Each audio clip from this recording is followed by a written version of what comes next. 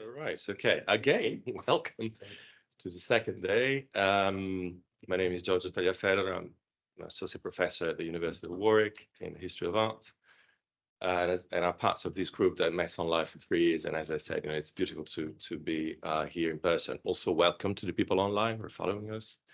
So today, the first session, the fourth session of the conference is titled Appropriation and Replication. We have 3 speakers and discussion will be at the end of the papers.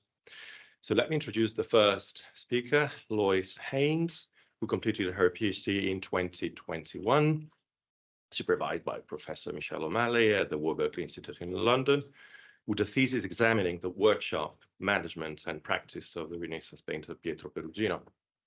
She is currently employed as an art historian at contemporary art services company NIKI. Her research for the past 2 years has focused on the making and reception of stained glass in northern and central Italy from the 13th to the 17th century, with a recent focus on artistic exchange with glaziers and designers in the Eastern Mediterranean. Expanding. The paper she's presenting today builds on her PhD research and is titled Creative Copies within the workshop of Pietro Perugino. So please join me in welcoming Lois. Take the floor. Thank you very much, Giorgio. And thank you for being here today. It's a real thrill to be presenting part of my PhD thesis at this conference. And thank you to organisers for inviting me. Pietro Perugino is an unusual example in the Italian Renaissance of a painter who operated simultaneously out of 2 workshops in 2 different cities. One was here in Florence and the other in Perugia in Umbria. Records show that Perugino kept the same dedicated workshop space in Florence from 1486 to 1511 and was active in Perugia from at least the mid-1480s, taking on a bottega in the centre of that city that he kept between 1501 and 1513. Therefore, we know that he operated with this dual-centred business model for at least a decade. 93 miles as the crow flies, the journey between Florence and Perugia would be about 4 days, so we might be forgiven for thinking this seems quite impractical, and it's hardly surprising not more artists chose to operate in this way. Perugino was, however, one of the most successful and sought-after artists of his day, and his workshop completed commissions from important religious institutions, for government buildings, high-ranking individuals, as well as attracting numerous papal commissions in the course of his career. Clearly, Perugino made operating on a dual-centred basis work, and work well, managing to effectively operate these 2 workshops in tandem to produce a large quantity of paintings and designs in his signature style, and with many to a high standard. However illustrious his career, Perugino was not immune to criticism. In a famous episode to occur in Florence in 1507, upon unveiling his double-sided altarpiece for the Church of Santissima Annunziata, he was ridiculed by younger artists in the city for making use in the Assumption panel of a tried and tested composition and populating it with figures he'd already used in a number of earlier works. Perugino did not deny these claims. He was simply confused as to why he was now being berated for this practice, when previously his figures and their repetitions had been highly praised. Indeed, the reproduction of designs and compositions was an important part of Perugino's practice, and key to the success of his dual-centred business, which relied on the geographically distant workshops producing paintings of a consistent, recognisable style and quality. It has been demonstrated, notably by scholar, and I apologise, it's the wrong place to mess up this pronunciation, Rudolf Hiller von Gertringen, that the reuse of cartoons enabled Perugino and his workshop to repeat designs across multiple works. Family trees of works by Perugino make this clear, where the use of the same cartoon can be mapped out, showing that the workshop at times made no adjustments to a repeated figure, simply flipping it, enlarging it or reducing it, or making only very minor tweaks following its transfer to the panel.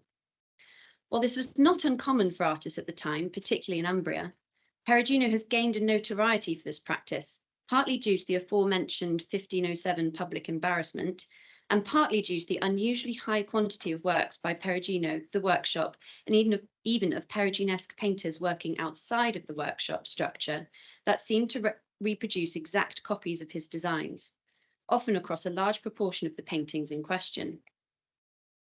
However, cartoon reuse was just one way in which Perugino and his workshop reproduced the artist's popular designs. Far from relying on this technique alone, the success of Perugino's dual-centered business relied instead on his employing talented painters that could not only follow patterns, but also be trusted to creatively adapt and reinvent from scratch the figures and motifs that defined the house style.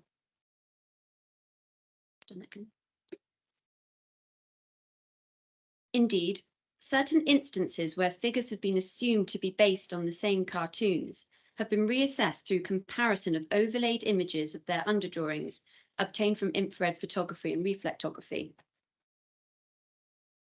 It's quite clear. I reproduced this page from a book of technical essays on Perugino's paintings that was published in 2004, and so I can't take credit for this. But yeah, that's quite clear. Please refer. Instead, these demonstrate a free copy relationship with their prototypes, suggested of a new design having been produced, based heavily on a prototype design, but not actually replicating it by mechanical means. In the remainder of my time today, I'll talk through 3 examples of creative copying within Perugino's workshop.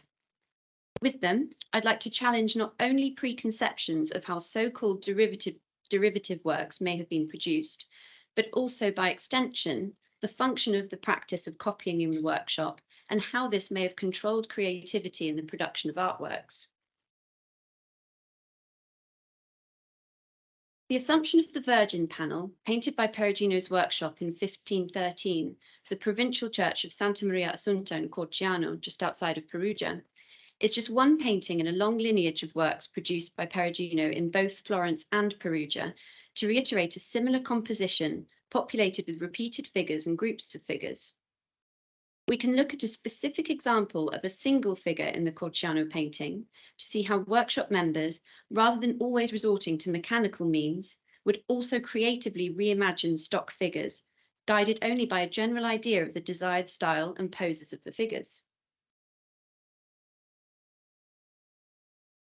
Infrared images of the Corciano violin-playing angel show that this figure was subject to 3 campaigns of underdrawing. From observation, helped very much by the reading of the conservation report, we learned that initial lines were made with charcoal, changes were made in the same material to this initial outline, and then the final form was put in over the charcoal with a brush and liquid medium. The initial drawing describes the nude form of the angel, delineating quite carefully the curvature of the thighs, developed through use of multiple searching lines to establish the final form, and also to contribute some modelling. Similarly, the feet of the angel have been worked out through the process of underdrawing on the panel, appearing initially too thin and therefore subject to subsequent alterations. The fact that the figure for the Corciano painting was worked out unclothed first suggests there was no drawing descendant from a previous iteration of the figure that was simply copied in making this later work. The violin-playing angel in Corciano altarpiece has then undergone a design process involving the imaginative recreation of a pre-existing type. The fact that the workshop was attuned to creative renewal is suggested by surviving drawings. One such drawing attributed to Perugino in the Fogg Museum at Harvard is a metal point study of a violin player. Quite clearly a drawing made from life, it shows how Perugino and his workshop assistants might reconceptualize his figural types as they practiced drawing stock figures. The drawing is not directly related to the Corciano violinist. In the painting, for example, the head and torso of the angel are orientated more towards the right of the image, with the head twisted more towards the front. Sentiments to the violin in the Fogg drawing serve to show where the instrument has undergone modifications to change its angle on the angel's shoulder, with one outline tipping it forwards towards the would-be picture plane and another outline angling it back into the pictorial space.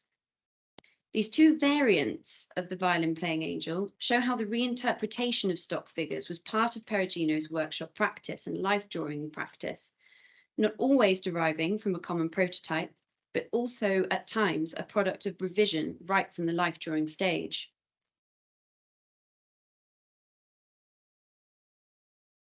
Second example is of a study held in the National Museum in Stockholm, which depicts an angel holding Christ, in which the top half of the sheet is dedicated to the study of a young man's head and torso, probably a workshop assistant, posed as if supporting the torso of another man, most likely the dead Christ.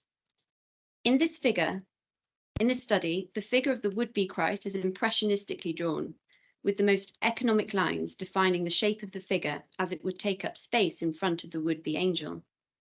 Similarly, the eventual wings of the angel are placed on the page in the same way, using only a handful of marks made in relatively thick, sure, single strokes to suggest their size and shape.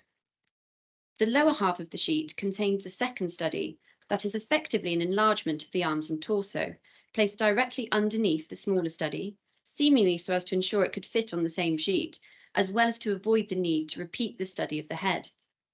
This second study shows an alternative position of the arms of the angel.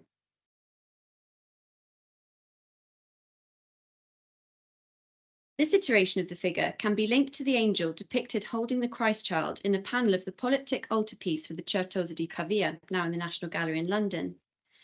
As in the uppermost study, here the figure of Christ is barely hinted at, and the objects of study are the position of the arms, folds in the drapery of the sleeves, and primarily, it seems, the hands. Made in metal point on prepared paper, the drawing has added white heightening to indicate the fall of light across the face, arms, and hands of the model, and quick, loosely indicated hatching to denote areas of shade are indicative of its being drawn from life.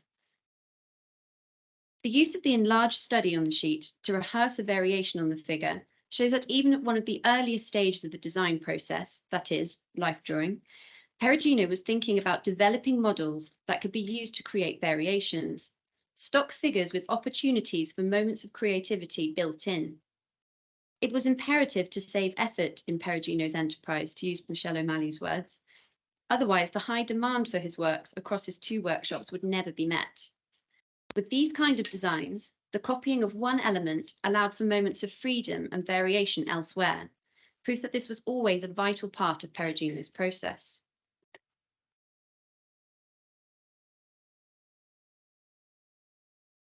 My final example, the importance of variation and the role of copying certain elements and facilitating variation in others can be seen in one of Perugino's more striking examples of self-replication. Two scenes depicting the Pietà, one panel made by Perugino for the Gesuati community at San Giusto alle Mura, now at the Uffizi, and one panel now housed at the National Gallery of Ireland, illustrate an instance of copying, seemingly done expressly to experiment with a variation on a theme. A drawing in the Louvre depicts an entombment scene and is deemed to be part of the development stage of these Pietà paintings. The figures in this drawing more closely resemble those of the Uffizi painting, which has led to this version being considered the prototype for the Dublin version. The figural group repeated across these two paintings is of near identical dimensions, including the spacing between each figure, so we can reasonably conclude that the figures were made from the same cartoons or from the same single cartoon that seems to have been adapted in at least one area. Infrared imaging undertaken on both panels has in neither case shown up any substantial passages of underdrawing, unfortunately. However, in the few instances where underdrawing can be detected, over the figure of Christ in the Dublin panel, and in the face and hands of the Magdalene in the Uffizi panel, for example. I'm sorry, I didn't bring the images. I couldn't get them to look good enough on the screen, so you'll have to believe me. These lines show no evidence of significant deviations from the final image in either case. Significantly, in the case of the two figures of the Magdalene, which are one of the deviating features in the comparison of these panels, these variants appear not to have undergone significant change on the panel itself, or in other words, separate designs or parts of designs must have been used to transfer these different figures onto their respective panels, meaning that the cartoon's use was subject to revision before their reuse. The figure of Mary Magdalene turns her face towards Christ in the Dublin version and away from him in the Florence version. The hands are clasped in the same way, and the upright seated position is similar. However, in the Florence version, the Magdalene's shoulders are arranged more frontally and square, with stiffer, tighter, aka different, drapery folds over the arms. In essence, it is the whole upper torso that has been changed in this figure and not just the head.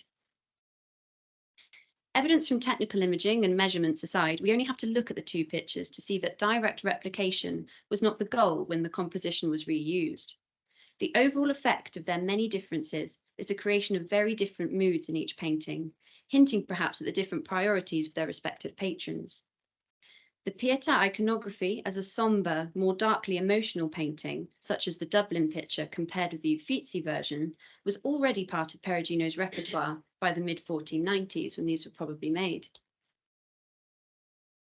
For example, even as early as around 1475, the Pietà painted for the Franciscans at Farneto, close to Perugia, demonstrates a similarly dark mood to the Dublin picture. All this suggests that it's too reductive a conclusion to say that Perugino was merely saving time by reusing the cartoon from the Gesuati panel. For a quick fix to create a sombre mood, he could surely have made recourse to a different tried and tested formula. Instead, Perugino chose to make adaptations to the cartoon, the designs of draperies on the figures, the architectural setting, and the background in order to create a revised version of the composition.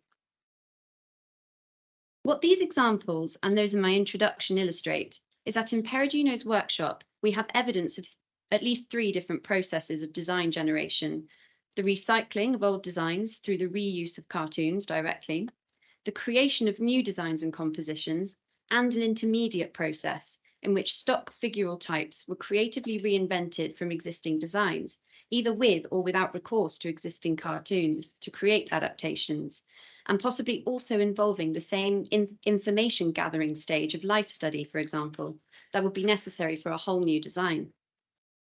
Together, the examples show that beyond merely a time-saving device, as is so often cited, copying and self-replication could have a generative function in Perugino's workshop.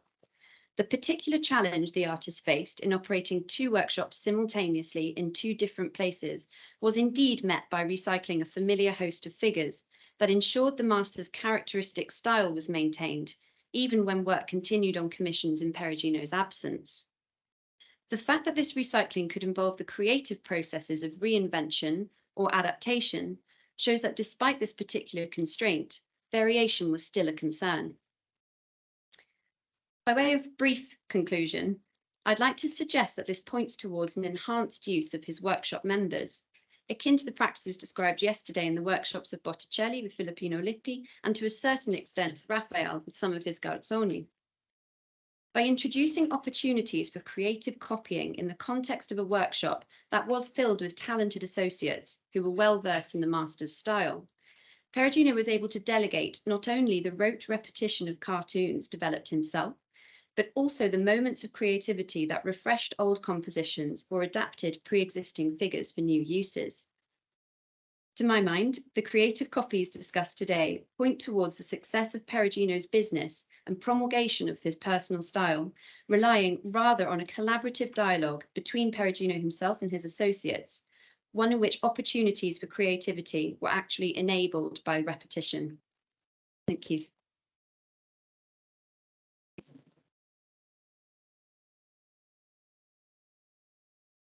Thank you so much, Lois, for this fascinating topic. I think we want to hear more about that later in the discussion. Yeah, you're right. Sorry. So, oh no, just do this. Simple. Okay, so thank you. Okay, so our next speaker is Lydia Goodson. Lydia is an independent scholar. She was awarded a PhD from the Warwick Institute in London in 2020 for her thesis, The Dynamics of Artistic Patronage in Perugia, 1488-1540, which examines the quotidian detail of the workings of artistic patronage in central Italy. So Lydia was postdoctoral research fellow at this institute, the NIKI, in the spring of 2023, and her postdoctoral research continues to focus on issues of artistic production and patronage in early modern Perugia. She's also currently working on a history of the production and reception of the textiles known as tovaglie perugine. So her paper today has the evocative title, Beyond the Workshop Walls, Recreating the Image Bank of Berto di Giovanni. Lydia, please. Thank you, Giorgio. My paper this morning takes up the theme of replication in workshop production by using as a case study this altarpiece commissioned for the high altar in the Church of San Francesco in the town of Montone in the year 1506. Montone is situated some 40 kilometers north of Perugia in what is now Umbria in central Italy. And you see the area where Montone is situated here in the circle on this modern map. The guardian of the Franciscan community in Montone, Stefano di Cambio, and his brother Giovanni, who acted as the agent in the commissioning of the altarpiece, had a history of making important commissions, which included the Caporali Missal, now in the Cleveland Museum of Art that you see here on the left, which was commissioned in 1469. And the interior of the church in Montone still displays the remnants of many of their other commissions today, although sadly they are largely now only partially extant. In May of 1506, Stefano and Giovanni hired a painter from Perugia, Berto di Giovanni, to paint an altarpiece for the high altar of this church. It is a panel that survives and now serves as the altarpiece for the private chapel of the British monarch in Windsor Castle. Although it now lacks its original frame and has been separated from its predella panels, at almost 2 meters square, it is a substantial creation and one that might credibly be seen as the high point of this painter's production. My focus in this paper is on tracing the origins of the designs, or the image bank to use more modern terminology, that Berto di Giovanni took with him to Montone to use in the making of this altarpiece, and to explore more generally what a painter would take with him on leaving the workshop where he had trained, by which I mean not just the skills that he had acquired there, but also some material physical resources as well. So who was Berto di Giovanni? We know that he worked in Perugino's workshop in the 1490s. In 1494, he is recorded as receiving payment from the Decemviri Council on Perugino's behalf, and he had probably trained in his Perugian workshop, although we don't have documentary evidence of that. But certainly by 1496, he had left Perugino's employ and joined a group of 5 painters who rented a workshop together in the centre of Perugia, a group who have been somewhat prosaically dubbed by art historians the Workshop of 1496.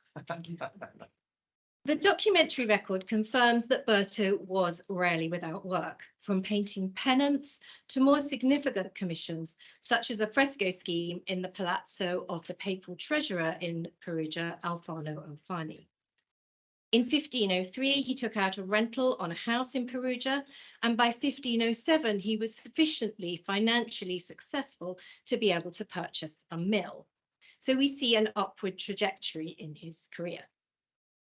His name is perhaps most familiar to art historians today from the commission that he and Raphael together accepted in 1505 from the sisters of the Monteluce convent in Perugia for an altarpiece that Raphael ultimately, as is well known, failed to deliver his part. The terminology of the Monteluce contract suggests that Berto was the junior partner in this painting collaboration. You see here the extract from the notary's protocol for the commission, and Berto is named here as Robertus Johannes Marci di Peruzio. After Raphael, and in this instance without the magister prefix, although later mentions in the same document give him as magister also. So he was in 1505 certainly an independent painter with a busy practice. So when we see him in 1506 taking on the commission in Montone for this altarpiece, 6 months after agreeing terms with the Sisters of Monteluce, he was a painter of some 20 years' experience, with a solid reputation and a client base in Perugia, and who had working relationships with 2 of the most prominent painters then in the region, Perugino and Raphael. But by 1506, he was not working for either of them. Documentary evidence related to this commission in Montone suggests that Berto travelled to the town and then remained there in order to paint this altarpiece. He was present there for the agreement of terms in May of 1506, and again on the 13th of November, when the patron confirmed that progress on the panel was sufficient for payment of the second instalment of the agreed sum to be made.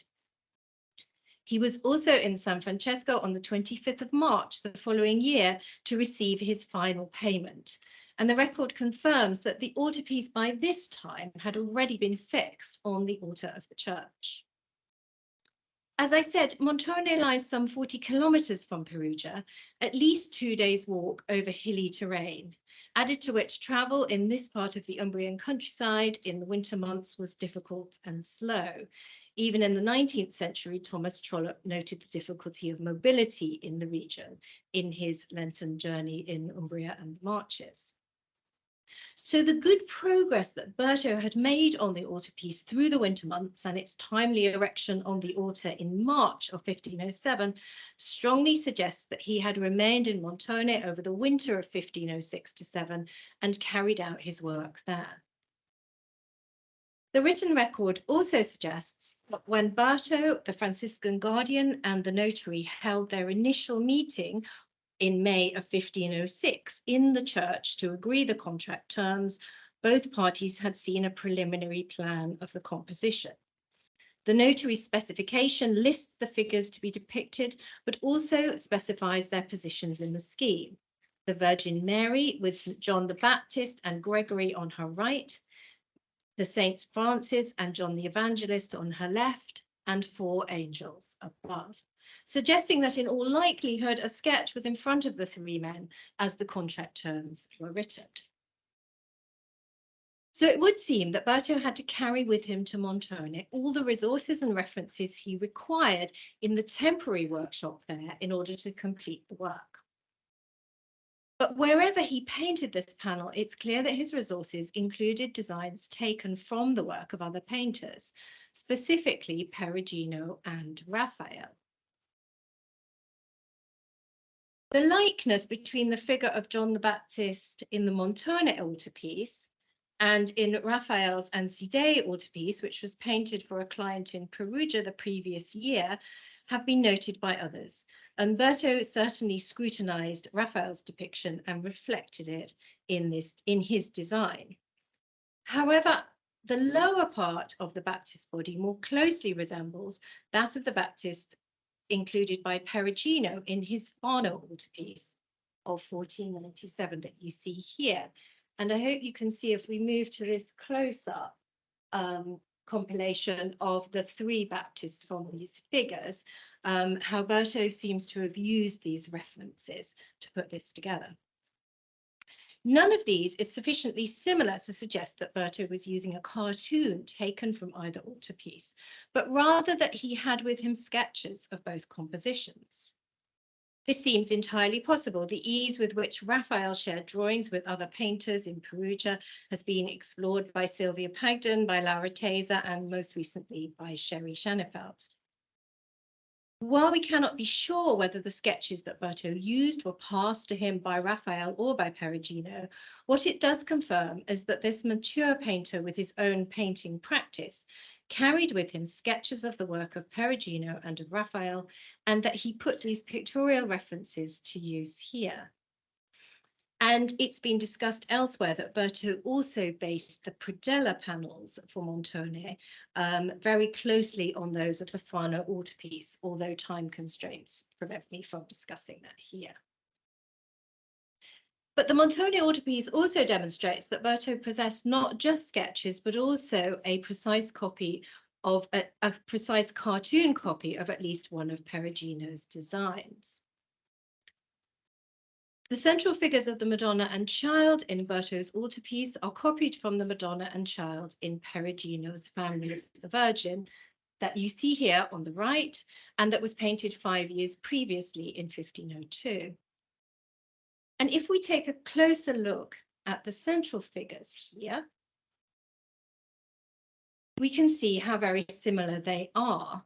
And with the use of Photoshop, if we slide Berto's figures onto Perugino's composition, we can see that they fit perfectly.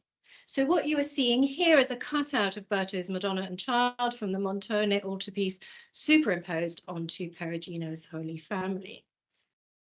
There is a difference in scale. Perugino's figures are around 30% larger, but the proportions have not been altered at all, and such a scaling could have been simply achieved using the technique of squaring that we know was commonly in use at this time. And in this image, I've superimposed a 50% transparency image of the Madonna from Berto's Montone altarpiece onto Perugino's composition.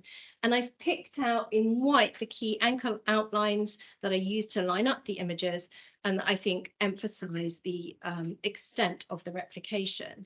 And I hope you can see here, for example, how Berto's Madonna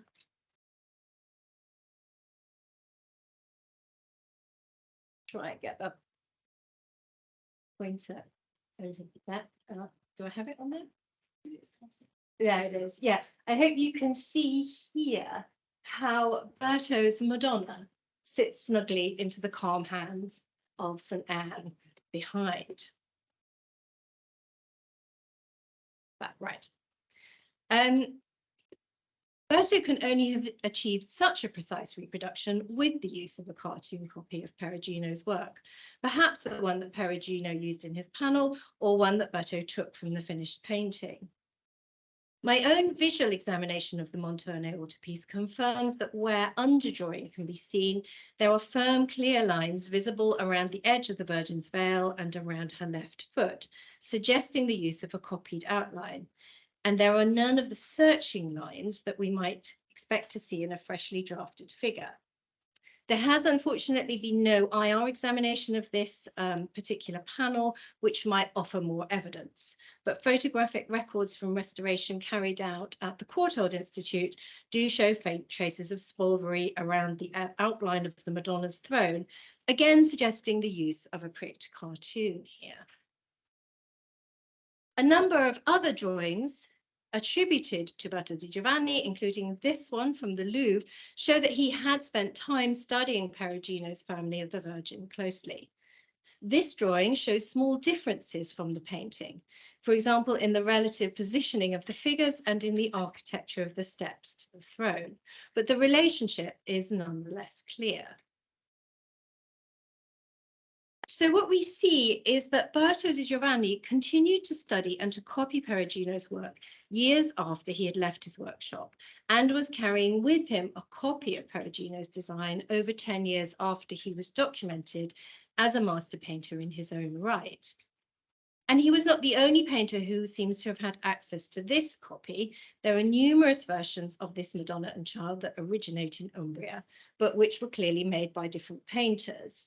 And I've popped a few of them on here just to give you an extent of the way that in this case the child was copied from that original image. And while the likeness of these images has long been recognised, with the use of these Photoshop tracings, we can recategorise these not simply as likenesses, but as precise copies. Making it clear, I think, that cartoons of Perugino's designs were circulating widely and being used by other painters in central Italy in the early part of the 16th century, a time when Perugino was still working in the region himself. Now, none of this is to suggest that painters such as Berto di Giovanni were without creativity, as Lois has said in her paper this morning already. This drawing now in the Fitzwilliam Museum in Cambridge and tentatively attributed to Berto di Giovanni by Sylvia Pagden, although not previously associated with the Montone altarpiece, is a precisely executed Browning study. And I suggest this was a study for the angel on the extreme left of the Montone altarpiece. We go in a little bit closer. The angle of the head and torso and the position of the arms have been altered, but the outlines of the deep drapery folds that we see covering the lower part of the body and which exhibit these closed loops which are typical of Berto's style, have been transferred exactly to the painting. I was thinking in particular of these drapery folds here that we see here and here. We can see that the precise hatching in the ink drawing has a specific relevance in as a preparatory composition, because it provides clear guidance for the transfer of the design to the painting. The hatched areas become areas of colour on the painted draperies, and the untouched sections of the drawing become gold highlights in the painted version. And you can see this particularly, I think, here on the right leg of the angel. So these are all indicative of some meticulous use of resources and of, together with that, of creativity by a master painter. So to conclude, my purpose this morning has been to tease apart the pictorial resources that Berto di Giovanni used in his composition for the Montone altarpiece and to consider their origins. In doing so, we see that images and copies of designs circulating freely beyond the confines of the workshop walls in which they originated. And this use of digital tracings reveals that a physical resource that formed one of the crucial tools in an artist's workshop, that is, pricked cartoons of figural designs, was apparently in wide circulation and freely used by other painters. That others had access to these designs may be surprising, for as we know, there is plenty of evidence that painters regarded Park's cartoons as valuable items of personal property. We do not know how Berto came to put together his collection of designs for the Montone altarpiece, his image bank, as I've called it here. Raphael has frequently been described as willing to share his drawings. Was Perugino perhaps also a generous teacher, as Elizabeth described Verrocchio in her paper yesterday? However, when Berto made his slow journey over the hills from Perugia to Montone to make this altarpiece, he was carrying with him the designs of Perugino and of Raphael, not only in his head, but also in his baggage. Thank you.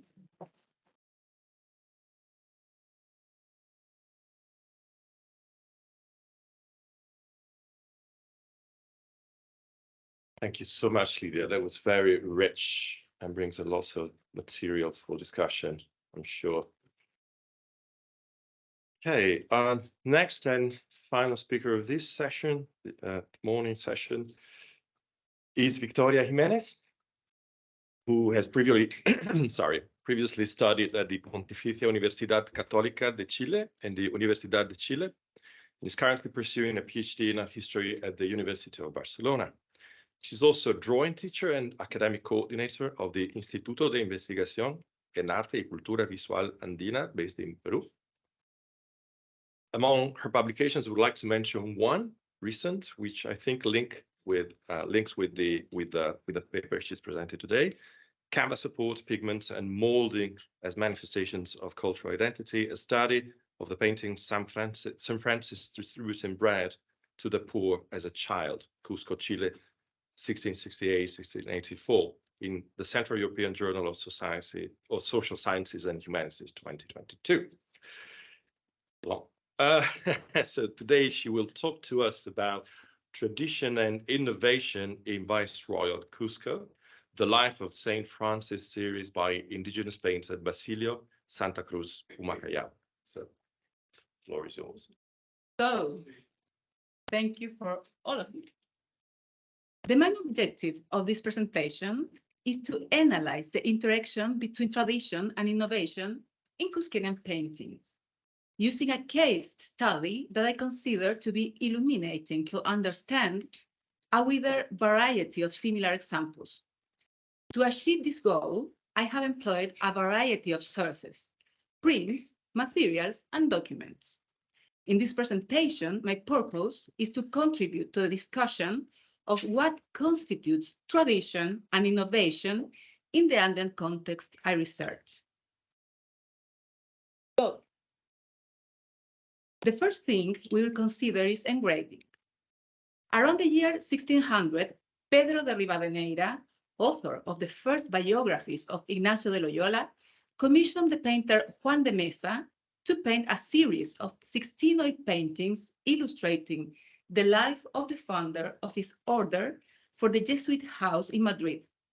Although the original paintings have been lost, the engravings produced in 1610 in the workshop of the Gale or Gale brothers are widely recognized. These prints were commissioned by Rivadeneira himself when the campaign for the beatification and canonization of Ignacio de Loyola was gaining momentum. These Flemish prints multiplied and spread across the Spanish Empire and its colonies, at a time when Flanders was also part of Spain. One of these prints, shown here, is a copy by Adrien Collard, in which we can observe one of the episodes representing the funeral of San Ignacio. In a delicate during work, passages of light and shadow are achieved to represent the funeral procession carrying the exposed body of the saint.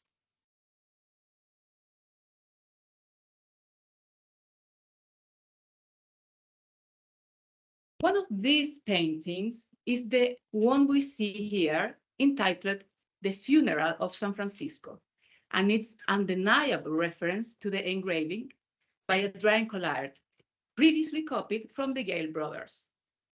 Indeed, it is widely known that engravings were an important source of inspiration for colonial art. However, on this occasion, the scene of Ignacio de Loyola and the Jesuits, sorry, 1 minute. That's enough. Yeah, Ignacio de Loyola and the Jesuits has undergone significant modifications in formal, technical, and narrative terms. Here, we see an event that took place in Assisi in the 13th century, but reinterpreted in a Cusco style. The Andean masters have anachronistically painted the funeral procession of San Francisco.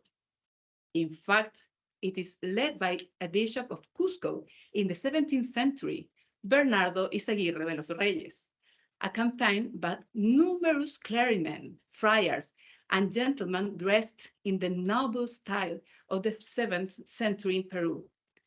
The procession heads towards the convent of the nuns of Santa Clara,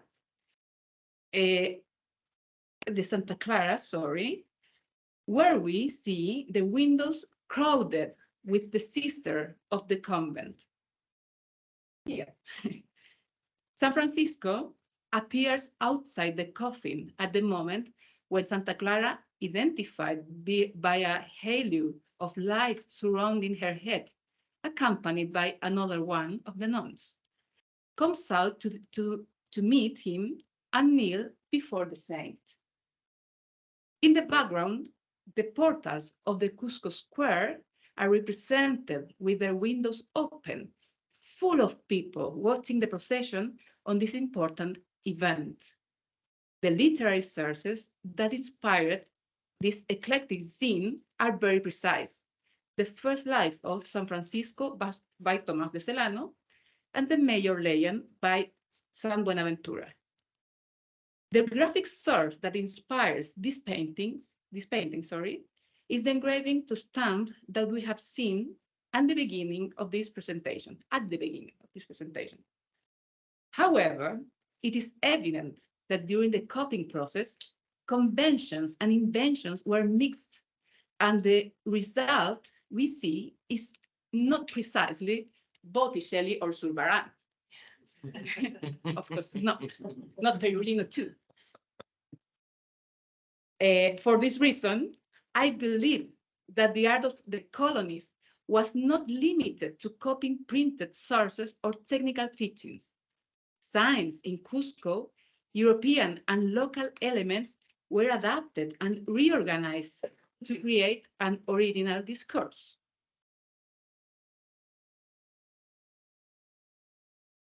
It is also evident that Basilio Santa Cruz, Marcos de Rivera, and their assistants used engraved sources as a model.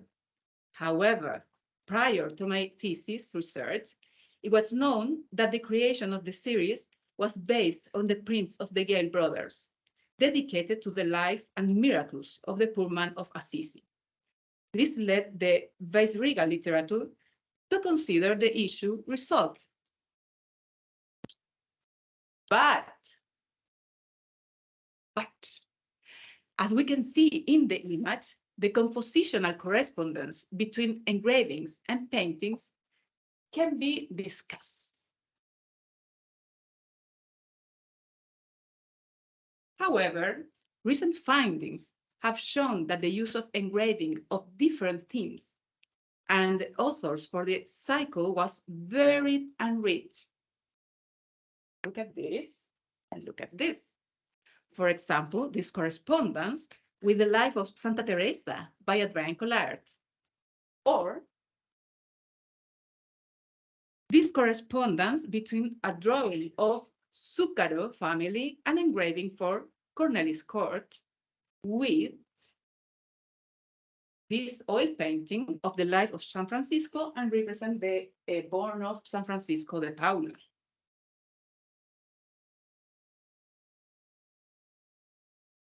As were the creative methods used to transfer the graphic language in the grayscale from the print to the pictorial language, where, as Dr. Almerindo Gilda points out, the selection, rearrangement, adaptation, and reinterpretation of the engraved sources are key mechanisms for the formulation of an original discourse.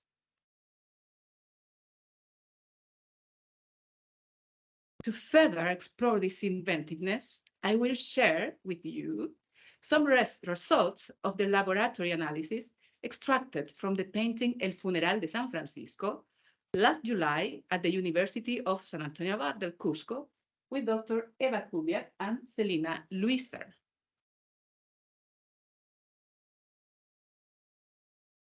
We'll begin by talking about the fabric, where we identified the use of linen, a species that did not exist in Peru at the time. According to Peruvian academic Gloria Olivera, its cultivation and production required the use and knowledge of complex and varied tools. So the simplest solution was to import it from Spain. Linen was expensive and representative of the influence of Spanish production that was important into the Andean world, since the most common indigenous textiles were cotton and wool of llama and alpaca, vicuña, etc. And about the drawing, although our research doesn't yet allow us to find traces of underlying drawings, it can be seen in the image that the application of paint was carried out to fill in the limited areas that were being colored. Here, very graphic painting. Likewise, an analysis of the perspective in the image reveals that converging lines were designed in its composition, although without resorting to a unifying vantage point. As can be seen in the diagram, the geometric projection of the funeral procession and the window of female cloister shows the absence of such convergence, and this phenomenon is repeated in the other elements of the work, such as the coffin of San Francisco or the wall molding that projects the scene outward. Here. We can see that in this image, although there is a desire to achieve a formal resemblance to the engraving that inspires it, it doesn't adhere to the rigor of perspective. The precision of this knowledge doesn't seem to have been part of the teaching in the Cuscan workshops. Instead, it is possible to suggest from abundant contractual documents that training was centered on the relationships with the master and the transmission of knowledge based on practical experience in family workshops, where the arsenal of knowledge was dissimilar from one teacher to the next.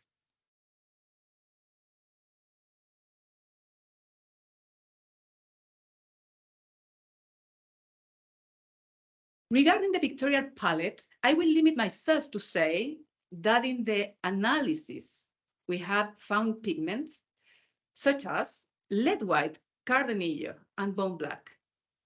From the sample of pigment extracted, it is concluded that the minerals used in the area of painting were not so different from those used in the European palette, as testified by the art handbooks, compared with the archaeological finds from pre-Columbian Peru. Future analysis that complement this work could shed light on whether or not the diversity was reduced to certain locally extracted materials, although already known in Europe. However, I believe it is relevant to point out that in Peru, there were pictorial traditions prior to the arrival of the Spaniards. In the image, we see one brush of the temple in Pachacamac, very close to Lima, ancient Lima, and pigments from the temple of Pachacamac too, that show similarities with the European ones.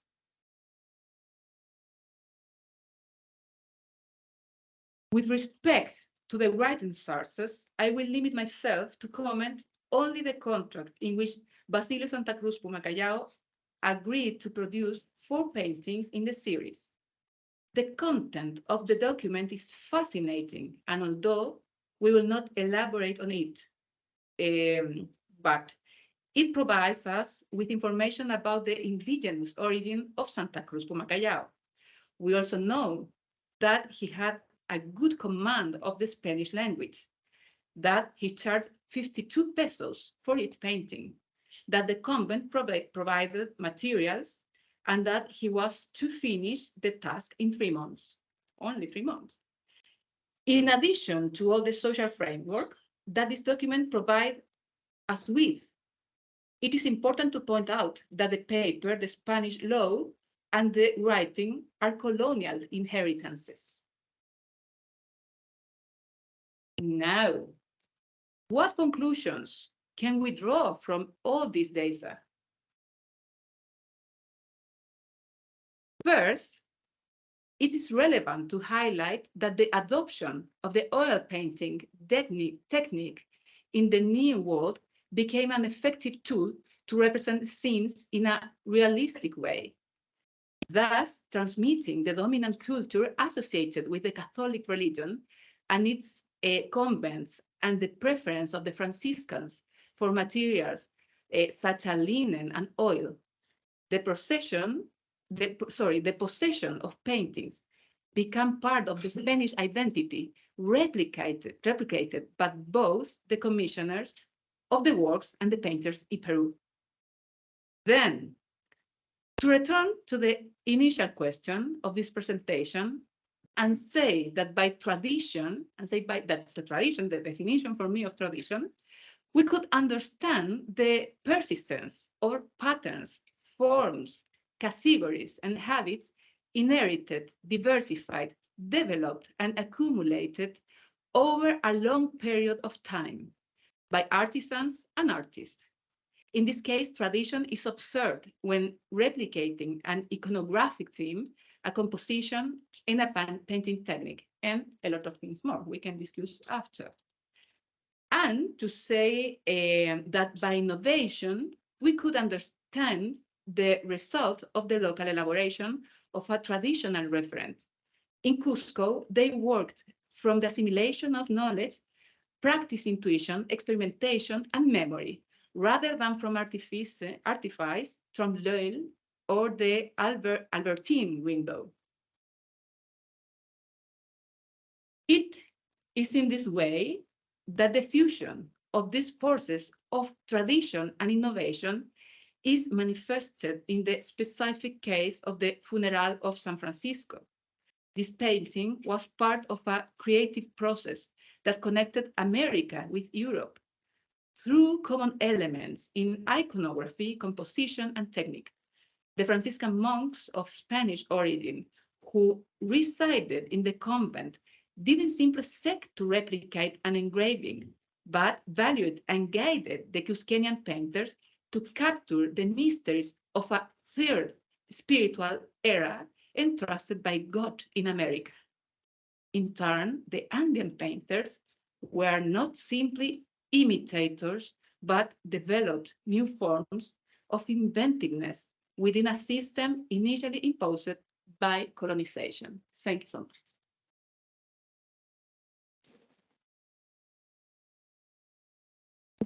Well, I think it's time for coffee. I want to thank the three speakers. It was great. I think they showed how these workshops were porous and how there is a, sorry. I don't think so, I'm sorry. It's 11 and we need to stick with the, sorry. So, and the other thing, obviously the importance of drawing, but there's something more that happens, I think, between the 15th and the 16th century that is importance of composition, which is a term that doesn't exist in art theory until very later in the 20th century, basically.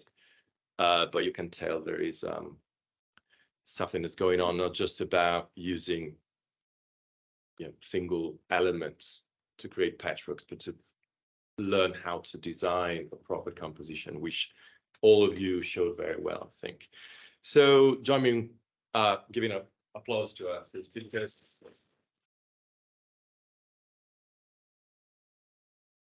And we reconvene at 11:30, right?